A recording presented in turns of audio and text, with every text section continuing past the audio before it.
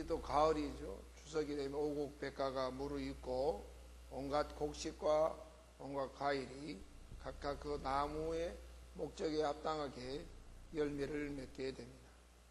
그와 같이 우리 하나님께서도 우리를 예수 그리스도 안에서 우리를 구원하셨고 그를 믿음으로 하나님의 자녀가 되어 하나님의 또 기업을 위업으로 물려받는 은혜를 내려주셨습니다. 그래서 우리가 예수 그리스도 안에서 믿음 생활할 때 마치 가을이 되면 각 나무나 모든 곡식이 거의 합당한 열매를 맺는 것처럼 믿는 성도 역시도 하나님 안에서 아름답고 복된 열매를 맺기를 간절히 원하고 계십니다. 그래서 오늘 예수님께서도 오늘 요한복음 15장 1절에 있는 말씀처럼 나는 참 포도나무요 내 아버지는 농부다 이렇게 말씀하시면서 믿는 성도들에게 좋은 열매를 맺기를 원하는 하나님의 마음 그리스도의 정신을 우리에게 전하고 계셔서 오늘 본문의 말씀을 통해서 열매 맺는 신앙인 이 제목으로 같이 은혜를 나누고자 합니다. 어떤 사람이 열매를 잘 맺을 수 있을까? 잘 아시는 것처럼 무엇보다도 예수님이 하신 말씀이죠. 내게 붙어 있어 라고 말씀합니다. 소속감이 있어야 되겠다는 거죠. 예수 그리스도와 관계가 신실하고 또 분명해야 되겠습니다. 요즘 우리나라가 늘 우리나라의 그 계절에 꼭 오르는 게 있죠. 추석 전 항상 태풍이 오지 않습니까? 이번 태풍도 한번 딱 스쳐가야 되는데 글쎄 온듯 만듯 하다가 그냥 사라진 건 아닌가 생각이 됩니다. 그래서 열대성 저기압과 또 위에 오는 찬바람 고기압이 서로 우리나라의 에너지가 이렇게 분출이 돼야 되고 또 그로 인해서 이제 남해안 적조, 동해안까지 이번에 적조가 많이 이렇게 확산됐잖아요. 이 많은 것들을 새롭게 만들고 새롭게 건강하게 할 수 있는 것은 인간의 노력으로 되는 것이 아니고 하나님이 하실 수 있는데 태풍이 좀 잘 지나갔으면 또 태풍을 통해서 이런 모든 바다나 또는 이 기후까지 잘 이렇게 했으면 좋을 텐데 좀 그런 아쉬움이 좀 남아있죠. 아마 이번에 도라지 태풍이 이렇게 유야무야 되면 또 다른 게 생기지 않을까 하는 생각이 드는데 아무튼 태풍이 오게 되면은 어떤 일이 생깁니까? 나무가 바람이 시달리게 되고 그리고 많은 가지가 부러지게 되고 또 열매가 떨어지게 됩니다. 농부들이 농사를 지을 때 두 가지로 생각을 합니다. 하나는 농사가 잘 돼서 풍년이 됩니다. 풍년이 되면 농부는 이제 처음에 금년에 농사를 잘 지어서 정말 열매를 많이 맺게 되고 소출이 많아지니까 금년에는 경제적으로 훨씬 더 윤택하겠다 이런 생각을 일단 합니다. 맞을 수도 있고 틀릴 수도 있는 거죠. 그 맞을 수 있다는 것은 일단 열매를 많이 맺었기 때문에 더 많은 추수를 하게 되고 판매되니까 수입이 올라갈 수 있다 하는 것으로는 맞을 수도 있죠. 그러나 문제는 나만 잘 되는 것이 아니고 모든 국민이 전부 다 잘 된다면 수입 공급의 원칙에 따라서 어때요? 수입이 너무 많으면 공급이 너무 많으면 이제 이 사는 사람이 적게 되면은 결국 가격이 이제 폭락하게 되는 거죠. 추수는 많이 했는데 가격이 폭락하니까 별로 재미가 없는 겁니다. 추수하느라고 힘들고 또 열심히 또 했는데 또 나중에 판매하려고 하다 보니까 풍년이 너무 크게 들어서 오히려 이게 역으로 보면은 수입이 더 감소가 되는 그런 아이러니한 일이 발생하게 되죠. 반면에 태풍이 와서 나무가 가지가 부러지고 열매가 떨어지고 그래서 걱정이 됩니다. 금년 농사는 이거 잘못된 거 아닌가? 금년에는 이게 열매를 추수할 게 별로 없으니까 금년에 큰일 났다 라고 생각했는데 우리 밭만 많이 떨어진 것이요 다른 밭도 난리가 나서 필요한 이제 수요는 많은데 공급이 적게 됩니다. 그러다 보니까 또 생각지도 않게 또 그 과일 값이 굉장히 폭등하게 됩니다. 그래서 우리의 생각과 결과 다른 것이 이렇게 많이 나타날 때가 있죠. 태풍이 와서 큰일 났다라고 생각했는데 오히려 작년에 태풍이 절 쓰셨을 때보다도 금년에 태풍 때문에 피해가 많았는데 알고 보니까 더 많은 수익을 얻게 됩니다. 이런 것이 좀 이상하고 아이러니한 일이지만 사실은 그렇게 진행이 됩니다. 그러나 가장 중요한 열매에는 그 나무 가지 잘 붙어 있어야 됩니다. 가지가 열매를 맺기 위해서는 또 뿌리에서 진액을 잘 공급을 받아야 되겠습니다. 그래야 과일이 잘 익게 되고 향기가 또 있는 과일이 되고 또 당분이 있게 되지 않겠습니까? 그렇죠. 이와 같이 우리 역시도 하나님 안에서 많은 열매를 맺기 위해서는 그리스도와 좋은 관계를 맺어야 된다는 것입니다. 이사야서 5장 1절에 보면 나는 내가 사랑하는 자를 위하여 노래하되 내가 사랑하는 자의 포도원을 노래하리라. 내가 사랑하는 자에게 포도원이 있으며 심히 기름진 사매로다. 또 하나는 시편 80편 8절에 이렇게 기록해 놓았습니다. 주께 산 포도나무를 애굽에서 가져다가 민족들을 쫓아내시고 그것을 심으셨나이다. 어떤 의미로 본다면 하나님 우리를 축복하시기 위해서 마치 애굽에 있는 들포도나무를 오늘 참 포도나무에 접목해서 참 포도나무로부터 진액과 영양을 공급받아서 많은 열매를 맺게 하는 포도나무와 같이 하나님이 우리를 통해서 많은 열매를 맺고자 하기 위해서 우리를 참 포도나무에 접목해 주셨다는 거죠. 그래서 우리는 이제부터 주님으로부터 하나님 은혜를 공급받게 되었고 하나님의 사랑을 공급받게 되었습니다. 그러나 이 모든 공급받는 그 통로는 가지가 나무에 잘 연결되어 있어야 되겠습니다. 시련이 오고 풍랑이 오고 여러 가지 환경에 환란이 와서 결국은 가지가 나무에서 떨어지는 순간에 가지는 버려지게 되고 마르게 되고 결국은 이제 불에 태워서 없어지게 되지 않겠습니까? 예수님께서 말씀하시는 것이 우리가 어떤 환경이 있다 할지라도 결코 예수 그리스도와 관계를 절대로 끊어져서는 안 되겠다는 겁니다. 태풍이 오게 되면은 모든 농부는 모든 그 농장의 주인들은 가지가 상하지 않도록 받쳐주기도 하고 바람이 피해가 적도록 많이 또 그 과수원을 돌아보게 됩니다. 그래도 어떨 때는 그 바람으로 인해서 가지가 꺾이게 되고 과일도 많이 떨어지게 되죠. 꺾어진 가지는 거기에 붙어있는 과일까지도 결국은 먹을 수가 없게 되는 겁니다. 우리 역시 마찬가지로 신앙생활 하면서 여러 가지 환란의 바람이 불어올 수가 있습니다. 그러나 그 여러 가지 환경 속에서도 결코 신앙에서 넘어지거나 또 신앙과 그리스도와 관계가 끊어지지 않는 사람은 반드시 하나님께서 그리스도를 통해서 많은 영향을 공급함으로 인해서 좋은 열매를 맺게 되리라고 봅니다.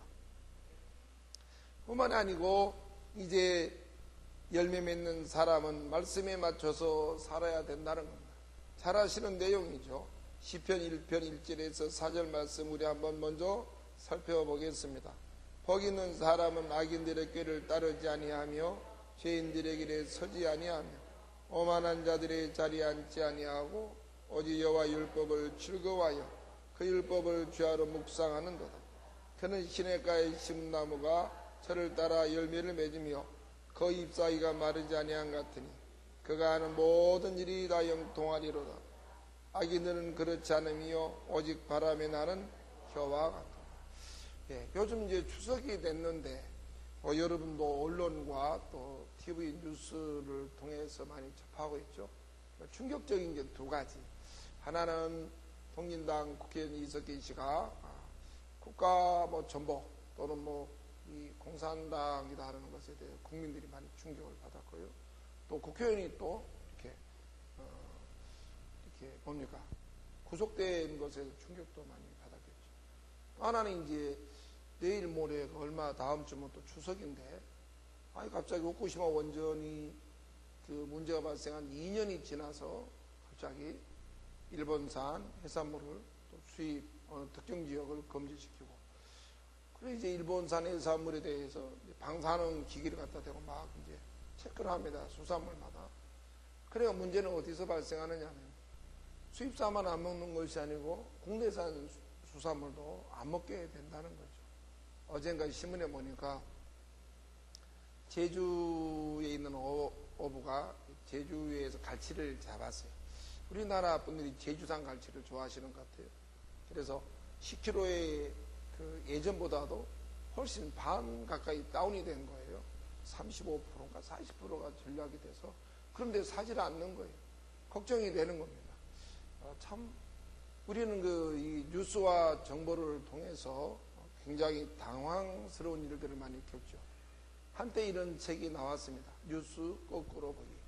우리가 듣고 접하는 모든 뉴스 중에 대부분은 정치적인 의도 또는 국민을 또는 호도하는 그런 선동하는 것이 참 많이 있는 것이 사실입니다. 선진국일수록 그런 게 좀 적지만 선진국이 아닌 나라, 특별히 우리나라처럼 이렇게 분단 국가 또는 이런 예민한 국가들은 그런 정책을 가끔가다 쓰면 안 되는데도 쓰는 것도 사실이죠. 지금 우리나라 경제가 지금 어렵고 장사도 안 되고 그리고 다 이 백화점 또 대형 마트 가서 골목 시장 더 안 되는데 그런데 지금 수산물 내서 난리가 났어요. 그래서 대형 이 마트나 백화점은 기기를 가져가서 재줍니다. 여기 방사능이 얼마나 있다 없다. 그런데 일반 개인들 골목 상권에 있는 이 수산물을 파는 분들은 그 기계를 비싼 걸 사서 일일이 질 수가 없게 되는 겁니다. 굉장히 복잡하게 만들어놨죠. 민족의 명절 추석을 앞두고 음식을 사야 되나 말아야 되나 아주 심각하게 됐어요.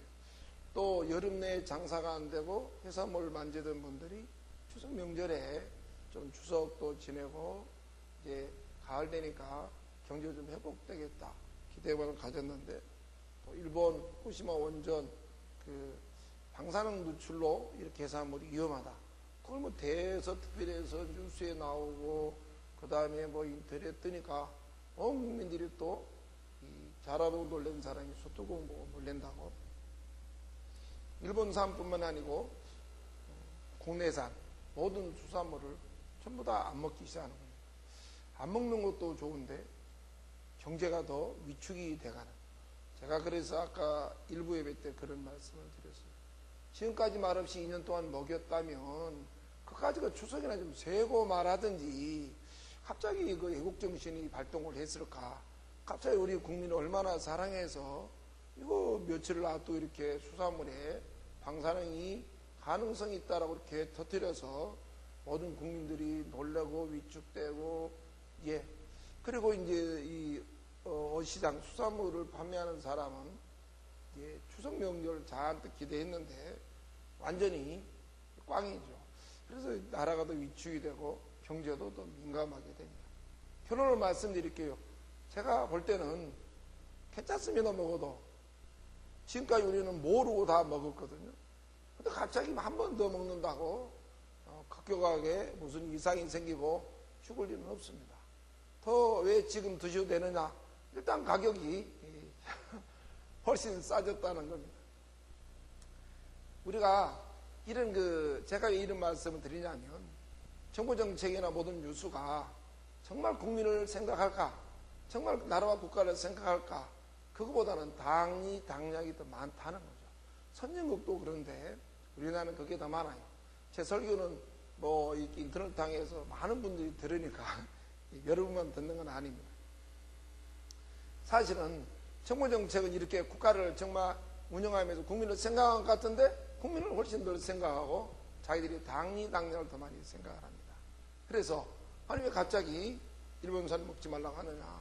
왜 갑자기 일본산에 대해서 일본산을 먹지 말라 이렇게 해야 되는데 굉장히 어렵게 만들어놔서 그렇지 않으면 경기도 위축되고 또 추석 명절에도 많이 서로 별로 재미없는데 시장 경기까지 많이 어렵게 있는데 왜 하필 이때 했을까? 추석 명절 세고해도 되지. 여러분 입장에 목사님 그럼 우리 건강 나빠져도 된다는 말인가요? 그런 뜻이 아닙니다. 지금 2년간 먹은 게 더 많이 먹었는데 그까지 한두 더 먹는다고 무슨 큰일이 나겠습니까? 방사능이 오염되는 건 직접적으로 방사능에 노출되는 1차 오염이 있고요. 지금 2차 오염은 방사능이 확실하게 오염된 문을 통해서 증거대로 확산되는데 그거는 이거 2차 오염도 확실하게 하다고 볼 수가 없어요. 어떻게 정치적인 게 너무 많이 들었다는 거죠. 물론 후쿠시마 원전 주변 지역에 수산물은 진작부터 수입하면 안 되는 거죠. 근데 그거 놔뒀다가 독도는 우리 땅에도 가만히 있다가 갑자기 전함 만들고 갑자기 우경화가 되고 갑자기 그러니까 우리나라 정치적으로 일본과 해상을 수입 안 하겠다 이렇게 이 생각을 하게 만든다는 거죠. 국가 지도자가 국민을 볼모로 정책을 펼치려고 하는 위험한 것은 옛날 시대나 요즘 시대는 정말 지나가던 사람도 웃을 수 있는 전략입니다. 올바른 전략이 아니라는 거죠. 결국 그것 때문에 일본산 수산물이 문제가 되는 것이 아니고 칠레산이나 중국산이나 그까지 괜찮아요.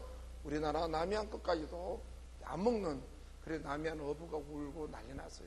제가 그분들 입장에 서서 변호하는 것이 아니고 이렇게 우리나라 국민들이 쓸데없는 그런 뉴스에 너무 민감하게 부정적으로 반응하는 것이 우리 국가 전체에 절대로 유익한 결과를 가져오지 않는다는 것입니다. 자, 제가 왜 이런 말씀을 드립니까? 우리의 생각과 진실은 다를 때가 많이 있다라고 말씀을 드리고자 해서 그렇습니다. 실제적으로 여러분이 해류를 가서 인터넷에 한번 검사해 보십시오. 해류가 일본 후쿠시마 있는 그쪽 해류가 한국에 들어올 수 없이 해류의 흐름 자체가 이렇게 남태평양에서부터 이렇게 우리 남해안을 통해서 일본을 지나서 태평양으로 돌아가는 해류예요. 지금 도는 해류가. 그런데 갑자기 그거를 그렇게 말합니다. 바람도 주로 우리가 어때요? 태평양에서 태풍이 오지 않죠. 일본의 태풍이 온 적이 한 번도 없어요. 모든 태풍은 전부 다 말레이시아, 필리핀, 그 남진해에서 열대성 저기압이 형성이 돼서 에너지 응축이 되고 그 큰 에너지가 팽창하면서 방향을 잡아서 오다가 이 시베리아성이 고기압과 충돌합니다. 그래서 우리 한반도에서 많은 비를 뿌려요. 그래서 우리나라는 뭐 지정학적 뿐만 아니고 기후적으로도 이 지구상에 굉장히 중요한 길목에 있는 나라입니다. 그래서 우리나라 음식이 다른 나라 음식보다도 더 기름지고 맛있는 게 거기 있는 거죠. 그래서 그런 거 보면 별로 의심 안 해도 되고 하는데 굉장히 많은 사람들이 놀래가지고 수산물 전부 다 안 먹어요. 지금까지 먹었던 게 방사능을 더 많이 먹었을 수도 있습니다. 예를 들어서 한다면 그렇다는 거죠. 그런데 지금은 오히려 어때요? 일본산 안 드시면 국내산은 드셔도 되죠. 남해안 뭐 걱정할 거 없습니다. 후쿠시마 바다 그것이 남해안까지 물 흐름이 올 수가 없는 걸 갖고 있어요. 양식하는 것도 남해안에서만 양식하죠. 동해안 바다는 양식을 못해요. 양식은 이 남해안에서만 하고 또 거기도 이 토종 고기가 있잖아요. 그리고 이 먼바다를 위한 철새 같은 고기가 있어요. 그런 고기는 먼바다를 태평양, 인도양 다 돌아다니는 대서양 돌아다니는 고기가 있는 거 아니면 토종 고기는 그 지역에서만 사는 거예요. 그리고 고기 흐름이 있어서 많은 고기 먹어도 괜찮은데 왜 그런 구체적인 이야기는 하지 않고 후쿠시마 원전 얘기를 해서 나라가 그렇죠 힘들고 뒤숭숭한데 어민들까지 불쌍하게 만들까 마음이 아파서 목회자라도 이런 말을 해야 되지 않을까 싶어서 말씀을 드립니다. 우리가 말씀을 맞춰서 산다는 정말로 중요합니다. 이렇게 정치하는 사람이나 모든 사람은 자기의 이권에 대해서 당락에 대해서 어떤 걸 이렇게 기회를 선용이 아니고 악용할 때가 참 많아요. 그래서 결국은 국민이 그 피해자가 몽땅 되도록 하는 거죠. 지금 우리가 이 세상을 살면서 기준점을 둔다는 게 정말 애매모호합니다. 정말 저분 말이 맞을까? 정말 저분이 나에게 하는 말이 선으로 하는 말인가? 안 그러면 나에게 하는 말이 나를 이용하려고 하는 말인가? 정말 이해하기가 어려운 것이 현재 사회 현실이기도 합니다. 그러나 우리가 어디다 진실의 기준을 두느냐 하는 것은 바로 성경 말씀에 우리 기준을 두고 살아야 된다는 것입니다. 우리의 생각이 틀릴 때도 많이 있습니다. 심리학자 이렇게 말합니다. 모든 사람들이 내렸던 결정 중에서 20% 이상이 오류라는 겁니다. 우리가 누구에게 손을 받았을 때 세상적인 용어로 사기를 당했다 했을 때 우리는 그 사람을 원망하고 나쁜 인간을 만나서 내가 이런 고통을 당한다고 많은 말을 합니다. 그러나 우리는 많은 정보에 이 바다에 있고 우리는 많은 정보를 항상 접하고 살아요. 그 정보를 취사 선택하는 사람은 우리 본인입니다. 우리 본인이 취사 선택 우리가 결정을 하는 거예요. 우리가 결정한 것에 대한 모든 건 내가 책임이 있는 것이지 정보를 제공해 주는 사람한테는 아무런 잘못이 없어요. 왜? 그 정보를 갖고 있는 사람이 나쁜 의도를 가지고 있든 좋은 의도를 가지고 있든 그 정보를 결정하고 취사 선택한 사람은 우리 자신이기 때문에 그렇습니다. 그런데 우리 역시도 어떤 기준을 두고 옳고 그러다 선하고 또 악하다는 기준이 우리 이성과 합리적으로 내리는 것보다는 주로 10대 이전에 경험화되어 있는 우리의 어떤 선입견이라는 걸 가지고 기준을 먼저 둡니다. 저런 사람은 좋은 사람, 저런 사람은 나쁜 사람, 남자는 나쁜 사람, 여자는 이렇게 그냥 자기 어떤 어렸을 때 주관적인 체험, 경험을 가지고 어른이 이제 똑같은 잣대로 세상을 볼 가능성이 정말 많다는 겁니다. 그래서 피곤한 애로 우리가 뭐 이 자라에 놀라면 소뚜껑에 놀라잖아요. 그런 것처럼 어떤 충격이 우리 안에 어떤 경험화되면 그것이 좋은 경험이면은 그 비슷한 유형은 다 좋게 우리는 받아들이게 되고, 경험화된 결과가 우리에게 해가 되고 안 좋았다 우리는 우선 나쁘게 우리는 받아들이게 됩니다. 그래서 같은 권면이라도 내가 좋아하는 스타일이 권면하면은 쉽게 받아들입니다. 그러나 내가 별로 마음에 안 드는 사람이 아무리 좋은 말해도 우리는 이성적으로 잘 알아들을 수가 없죠. 예를 들어서 이제 다음 주면은 우리 추석 명절이 됩니다. 그건 추석이 되면 가족끼리, 친척끼리 모이게 됩니다. 가장 가까워야 될 친척끼리 우리가 이성과 합리적으로 사는 것보다도 정서적으로 많이 생각하고 삽니다. 예를 들어 내가 무슨 말을 합니다. 그럼 옆에 있는 분이 잘 들어줍니다. 경청이라고 그러죠. 그것보다 경청보다 나은 건 지지해 주는 겁니다. 응원해 주는 거죠. 더 나은 건 그 말에 완전히 이렇게 응원해 주는 겁니다. 그러면 그 사람은 갑자기 친해집니다.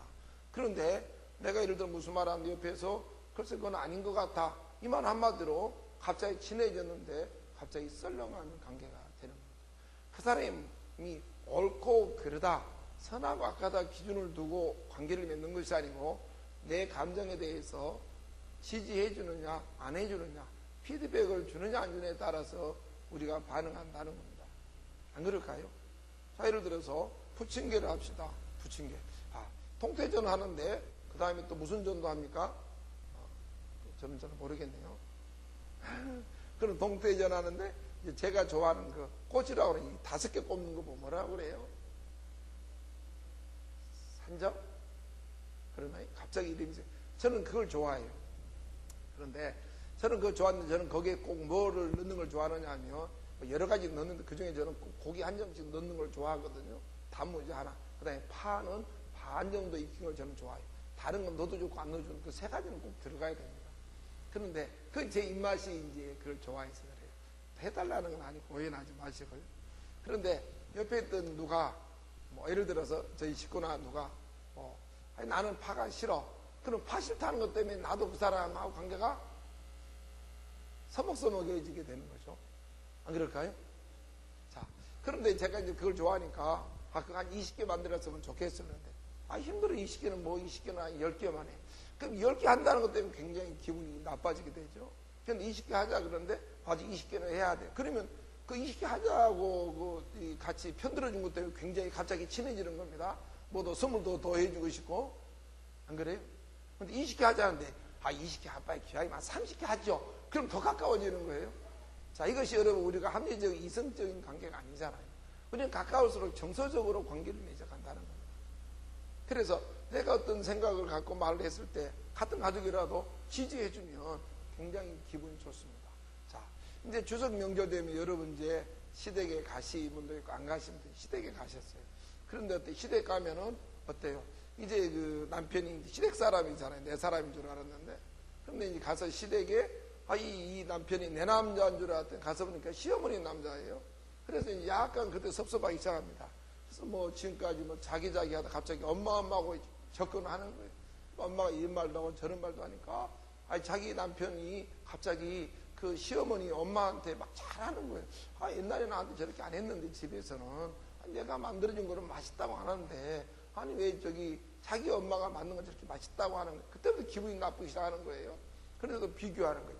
역시 엄마가 만든 된장국이 진짜야. 그럼 그때부터 어때요? 맛있고 안 맛있고를 떠나서 갑자기 이 남편이 이 남자가 되는 거죠. 굉장히 섭섭하게 되는 겁니다. 이것이 바로 뭐냐면 대화의 관계성이라는 거죠. 자, 이것처럼 사람은 옳고 그른 것보다도 내 정서에 부응해 주느냐, 내 정서에 이렇게 관심을 안 보이느냐, 내 정서에 이렇게 협조하지 않고 비협조적이냐에 따라서 금방 관계가 변해버려요. 그래서 아무리 잘 배우고 아무리 학위를 가져도 필요 없습니다. 이 명절에 갔다 와서 그리고 그때부터 부부간의 관계가 더 좋은 사람도 있고 더 나빠지는 것도 있어요.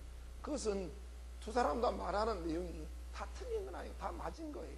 그러나 그것은 그 사람 자기 말에 대해서 지지했느냐 안 했느냐에 따라서 감정이 변한다는 거죠.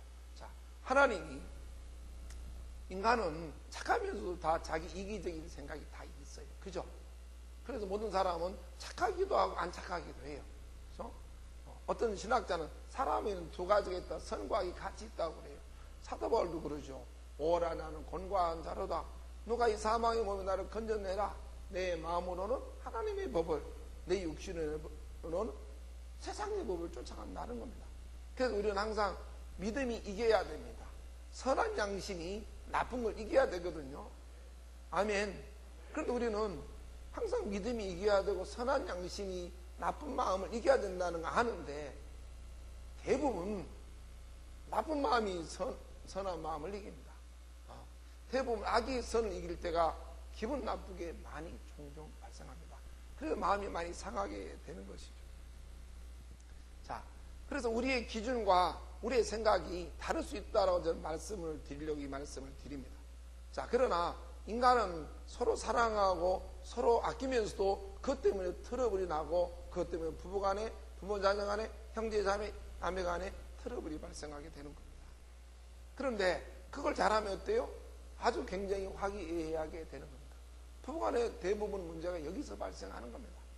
남편이 가정 이야기하고 그러면 아내가 지지해주고 응원해주면 되는데 아니라고 틀렸다고 그게 아니고 그러면 자꾸 문제가 생겨요.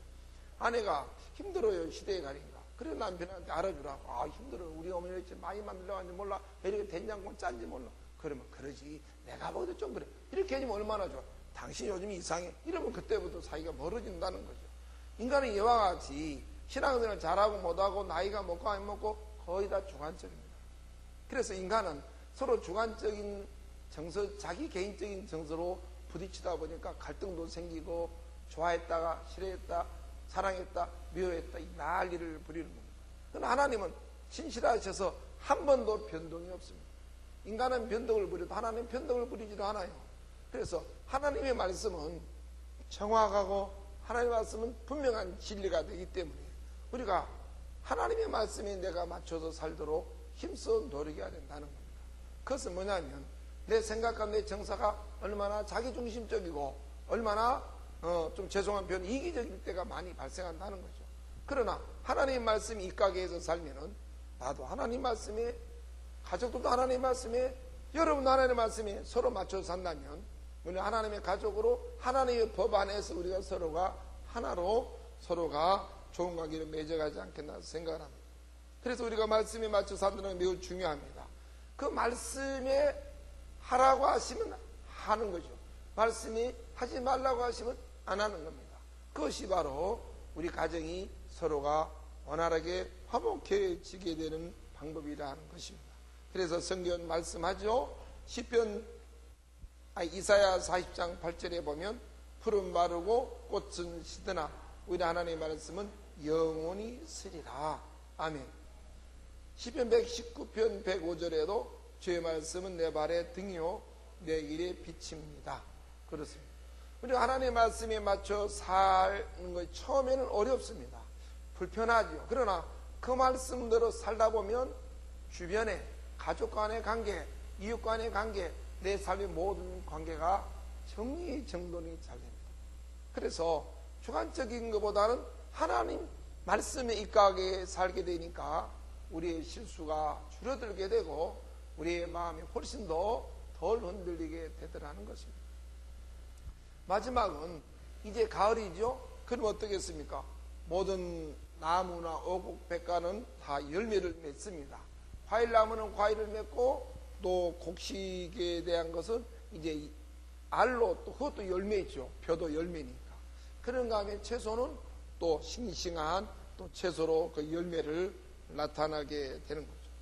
우리가 세상을 살다 보면 우리 자녀가 태어날 때보다 건강한 것이 좋은 열매죠. 태어날 때보다 몸이 약하면 일단 그 열매가 건강의 열매가 좋지 않겠습니까? 요즘 우리나라 초등고등학교 학생들 중에 수십만 명이 학교 밖에 있다라고 염려들을 많이 합니다. 그건 뭐냐면 우리 아이가 나빠서 그런 것이 아니고 그 아이들이 문제가 많아서 그런 게 아니죠. 학교 생활에 잘 적응하지 못해요. 그래서 우리 자녀가 학교 생활 잘한다는 것 그거 하나만 가지고도 좋은 열매가 되는 겁니다. 물론 학교 생활도 잘하고 공부할 때 공부도 잘하면 또 금상첨화가 되겠죠. 그 다음에 학교를 졸업을 했어요. 졸업하고 나면 어때요? 취직하는 것도 열매입니다. 이런 것 때문에 저런 것 때문에 취직하지 않는 것은 배웠는데 한 사회인으로 건강한 성인으로 나이가 먹어서 성인식에서 성인이 아닙니다. 진정한 성인은 자립해야 성인이고 진정한 성인은 물론 독신주의자도 있을 수 있겠습니다만 결혼하는 사람이 진정한 성인이고 그리고 모든 인간의 본연의 최고의 이 땅에 태어난 목적은 뭐냐면 후손을 낳는 게 그 목적입니다. 결혼의 첫 번째 목적이 뭐냐면 자녀를 낳는 데 있는 거예요. 둘이서 사랑하는 것도 중요하지만 사랑의 결과에 자녀가 있어야 되는 겁니다. 근데 요즘 어때요? 자녀 안 낳으려고 하는 젊은 층도 많아요. 우리나라가 2030년 이후가 되면 우리나라가 매우 위험한 나라가 됩니다. 고령사회가 되는데 문제는 일할 수 있는 사람은 일하지 않는 사람이 더 많아지게 돼요. 그래서 우리나라가 미래를 보는 많은 학자들은 염려합니다. 지금은 우리나라 G20 의장국도 되지만 이러다 G20, 이 시대에 나가라고 탈락되는 건 아닌가 우려들을 많이 합니다. 그건 뭐냐면 아이를 낳지 않기 때문에 그래요. 그래서 저는 개인적으로 최고의 애국은 아이 많이 낳는 겁니다. 그래서 저는 그런 생각이에요. 정부가 정책을 할 때 두 가지 정책을 쓰는데 하나는 뭐냐면 일단 아이 많이 낳는 사람한테 많이 지원해 주면 좋겠다는 생각은 그래야지 보답이 있어야 또 열매도 더 많이 맺잖아요. 많은 열매 맺기 위해서 농부가 거름도 주고 소독도 하고 풀도 매주듯이 우리나라가 너무 출산율이 저하돼서 전 세계에서 거의 꼴찌일 건데요. 그러니까 결국은 두 사람이 2.1, 2.5를 낳아야지 그게 두 사람이 그대로 진행되는 거예요. 두 사람이 결혼해서 1점 몇 대 버리면 이건 마이너스가 되는 겁니다. 두 사람이 죽으면 한 명밖에 없잖아요. 그래 결국 인구가 감소되게 되면 세계 경쟁력도 떨어지고 그다음에 고령화 사회 가면 이제 우리 자녀 세대들이 다 부모를 봉양해야 돼요. 자꾸 지금 보편적 복지 때문에 어때요? 모든 복지를 모든 국민이 다 시행한다고 모든 정치하는 사람은 거짓말을 하고 거짓말을 안 한다고 해서 실현하니까 우리 세금 점점 올라가잖아요. 이제 그런 시대에 우리가 살아가니까 다른 방법 없어. 아이를 많이 낳는 사람이 애국자입니다. 저는 개인적으로 프랑스처럼 한 명 낳으면 1년에 120만 원, 2명 240만, 3명 720만 원 지원도 해줘야 돼요. 임신할 때도 다 무료로 정부에서 해줘야 돼요. 저는 그런 생각이에요. 낳은 다음이 중요한 것이 아니라 낳게 해주는 거. 그래서 2명 낳으면은 임대아파트 반만 내면 주는 거. 3명 낳으면 임대아파트 하나 그냥 주는 거. 4명 낳으면은 임대아파트 공짜로 주는 거. 이런 시스템을 그래야 돼요. 5명 낳으면은 그 중에 2명 대학교 공짜. 이렇게 많이 해줘야지. 우리나라 여성들 아기 많이 낳을 거 아니에요? 야, 어떤 놈이 잘 될지 모르니 일단 낳고 보자. 그래서 이 출산 장려 정책을 많이 해야 되는데 우리나라는 그러질 않아요. 한 명이 대학교에 졸업한 2억 5천이가 든대요. 결혼까지. 누가 아기를 낳겠습니까, 여러분? 안 낳죠. 못 낳습니다. 자기 노후도 불안정한. 옛날에 60세면 중대 지금 100세를 사는데 어떻게 해요? 살 수가 없어요. 정부에 다 책임져야죠. 정부에 몽땅 다. 무상급식 밥 주지 말고 아기 낳는 장려운동. 아기 한 명 낳으면 얼마, 2명 낳으면 얼마, 3명 낳으면 얼마, 4명 낳으면 5명 낳으면 얼마, 6명 자꾸 많이 주는 거예요. 그래서 출산을 자꾸 장려해서 교육은 다 정부가 시켜주마. 이렇게 하면은 아이 많이 낳을 거 아니겠어요? 어떻게 제 생각이 이상하나요? 여러분, 우리나라 미래를 향해서 그 미래의 열매라, 미래의 열매. 성도의 열매도 있죠. 예배를 잘 드리는 겁니다. 구원받은 사람은 예배 드리는 걸 기뻐해야 되는 것 아니겠어요? 그 다음에 감사가 많아야 됩니다. 기도합니다. 하나님을 찬양합니다. 그리고 전도 열매를 많이 맺습니다. 충성합니다. 이것이 바로 하나님이 우리를 선택하고 구원하신 성도가 하나님께 맺어서 드려질 열매라는 거죠. 그게 열매입니다. 그래서 열매는 매우 중요한 것이죠. 마태복음 7장 16절에 보면 그의 열매로 그들을 안다고 그랬습니다. 마태복음 7장 17절 좋은 나무가 아름다운 열매를 맺게 될 거라고 그랬습니다. 예, 좋은 나무가 좋은 열매를 맺는 거 아니겠습니까? 잎이 나고 꽃이 피어 벌나비가 와서 이제 열매가 생기지 않습니까? 그러기 위해서 아름답고 향기로운 냄새가 있어야 됩니다. 벌나비가 향기에 취해서 꽃에 와서 앉습니다. 이 꽃에 저 꽃에 다니면서 수정하게 되고 결국 꽃은 열매를 맺게 되는 것입니다. 그와 같이 우리 그리스도인들도 아름다운 열매가 많이 있어야 되겠습니다. 고린도 후서 2장 15절 성경에 보면 우리는 구원받은 자들에게나 망하는 자들에게나 하나님 앞에서 그리스도의 향기다라고 그랬습니다. 그리스도의 향기, 우리가 하나님 안에서 많은 열매를 맺기를, 우리가 잘되고 우리가 풍성하기를 원하는 것보다 더 하나님이 우리가 이 세상에 살면서 많은 열매를 맺어서 풍성하고 풍요한 사람이 되기를 우리보다 더 간절히 원하신다는 겁니다. 열매가, 아까 전에 열매가 영적인 열매인데, 이런 영적인 열매가 맺어지면 우리의 삶의 열매도 자연히 맺어지게 된다는 거죠. 그런데 우리는 삶의 열매를 먼저 구할 때가 많이 있습니다. 아까 말씀드린 것처럼 태풍은 어찌 보면 어민이나 또 농사 짓는 분들에게는 이게 정말 보통 큰 곤란한 일이죠. 태풍이 세게 오면, 이게 정말 강력하게 오면 모든 그 베기 전에 다 그냥 물에 잠겨서 땅에 쓰러집니다. 과일나무는 다 가지가 찢어집니다. 과일은 다 땅에 떨어집니다. 그리고 수산물은 전부 다 엎어지고 배도 다. 그런데 문제는 그리고 나면 남이 안에 적조가 다 해결됩니다. 아무리 우리가 흙을 뿌리든 배를 가지고 물을 이렇게 움직이든 그게 인간의 힘으로 되는 게 아니에요. 그 천지 만물의 주인 되신 하나님이 손을 모셔야 녹조 현상이 다시 깨끗하게 건강하게 되는 겁니다. 그 녹조라는 것은 너무 많은 영양분이 쌓여 있어서 일어나는 거예요. 그래 너무 영양분이 많으니까 고기가 죽습니다. 숨을 못 쉬어서. 그런데 하나님이 해주셔야 돼요. 아까 말씀드렸잖아요. 태풍이 오면 과일이 떨어지고 난리 납니다. 그런데 오히려 그것 때문에 어때요? 죄송하지만 과일값이 더 올라서 농민들에게 과일을 하는 과수원했던 분들이 손해본 적이 한 번도 없어요. 여러분, 엄살은 그래요. 이번에 이 태풍이 와서 과일이 다 떨어져서 남는 게 없어. 물어봤더니 그 과일 농사하는 분이 과일은 풍년보다도 흉년 때 더 많이 남는답니다. 태풍이 안 오고요. 태풍이 다 난리 날 때 더 비싸니까 더 많이 남는다는 거죠. 일손도 적게 들고. 얼마나 아이러니합니까? 하나님이 하신 일은 우리의 삶을 유익하게 하신다는 거죠. 우리나라 적조가 오고 이 태풍이 안 오면 계속 어젯밤에 좀 더웠죠. 이 더위가 있잖아요. 가시질 않아요. 지금은 이 찬바람이 내려와야지 과일이 단단하게 되거든요. 향이 생겨요.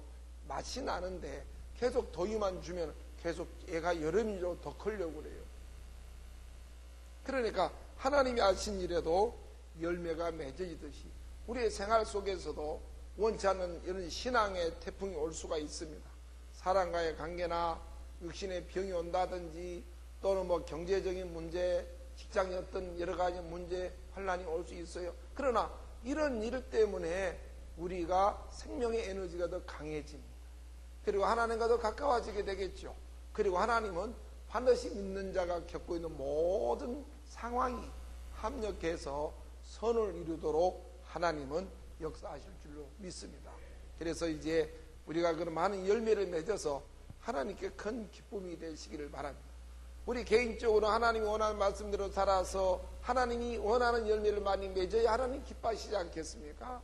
그런 것처럼 교회의 본질적인 목적도 복음을 많이 전파해서 주변에 수많은 사람들이, 하나님을 떠난 사람들이, 하나님을 알지 못하는 사람들이 하나님께 나와서 은혜를 받고 삶이 회복이 되고 마음이 용기를 얻게 되고 그리고 그들 안에 꿈과 비전이 생겨서 어려운 세상을 헤쳐나갈 수 있는 그 힘과 그 어떤 그 도전을 받고 나갈 때 그때부터 그 교회는 하나님 기뻐하는 열매가 되는 것 아니겠습니까?